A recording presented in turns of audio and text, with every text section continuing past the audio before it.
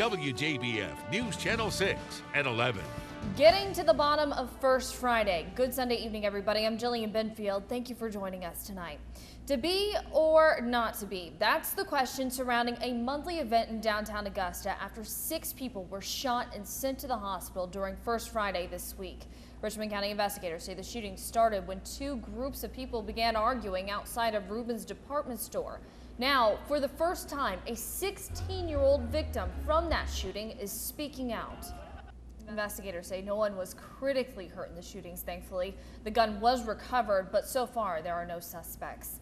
Tonight, there's a lot of talk, but few answers surrounding First Friday. We spoke with business owners who not only want the event to change, but they want to know who is in charge. News Channel 6's Courtney Ellis has tonight's big story. Sheriff Ronnie Strength wasn't at the press conference, but he agrees something needs to be done. He has a meeting with commissioners tomorrow. I had a chance to interview him over the phone. Listen.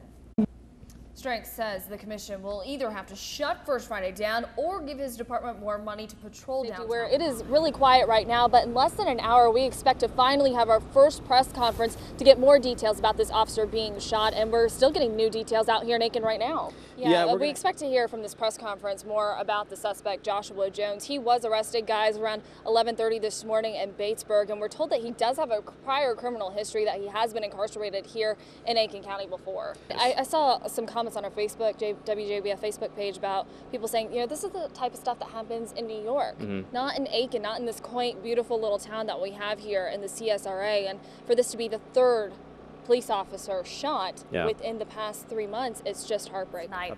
First, we are following breaking news of a possible downed helicopter at the Savannah River. We're told that a Mayday call went out to the FAA earlier this afternoon. Now, Aiken County deputies, Richmond County deputies, and DNR are all searching for the possible downed aircraft along the Savannah River. That's all according to dispatch. Details are limited right now, but you can count on WJBF News Channel 6 to bring you the very latest information as soon as we get it.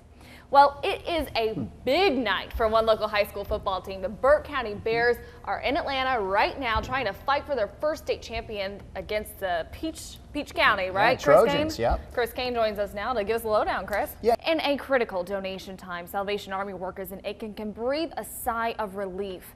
The nonprofit held an emergency food drive today at the Kalmia Plaza. Time now for a quick check of our weather. Jenny Thomas joins us now. Jenny, really nice day, especially if you're out shopping like I was today. Oh, good.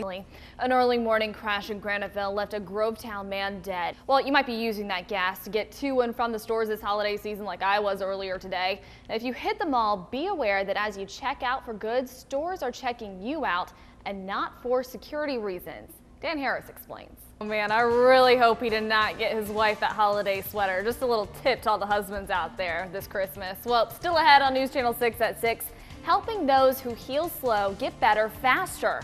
And it's with something we use every day. Details are coming up in our medical report. This is WJBF News Channel 6 at 6.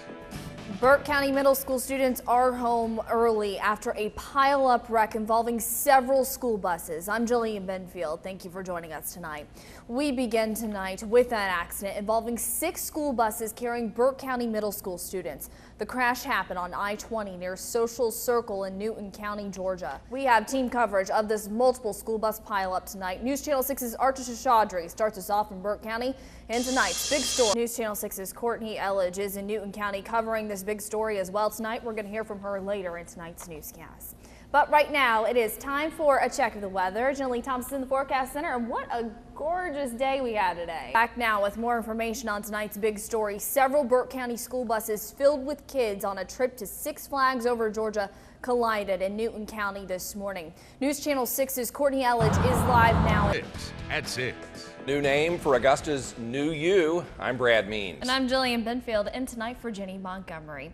90 minutes of news continues with the name for Augusta's new consolidated university. This afternoon, the Georgia Board of Regents voted to name the university Georgia Regents University. The name was one of 3 a committee had to consider and was arguably the least popular name on that list. The board voted to approve the name despite plenty of outcry from the people who actually live here in Augusta. Brett Buffington reporting from Atlanta. There is also reaction coming tonight from the 2 universities involved in the merger. ASU students, staff, and faculty watched today's Board of Regents meeting on a live stream from Atlanta. But when the announcement came, the room fell silent. Most of the people there say they were really hoping for a different name. So how do you feel about the new name? Many of those guns bought legally here were sold illegally in places where they're harder to get. He may be one of the luckiest people in the CSRA. Yeah, no doubt. He's hit the lottery jackpot. Everybody wants to be that guy or that guy's family members right now. Happening right now, Augusta commissioners talking parking. The city of Augusta still does not have a management contract with the Marriott Hotel to operate the nearly year-old Reynolds Street parking deck. Commissioners are scheduled to try to vote again on a final agreement this afternoon, but the current proposal isn't the cheapest. Charges are pending against 2 dog owners whose dogs allegedly sent a Burke County woman to the hospital. A lack of vitamin D can lead to soft bones, weak muscles, and even some forms of cancer, believe it or not. Researchers now say that a lack of the supplement in certain children could also lead to some other problems. Barbara Hall explains. Some parents blame too much sugar, but research shows it could be less about what they're consuming and more about what they're watching.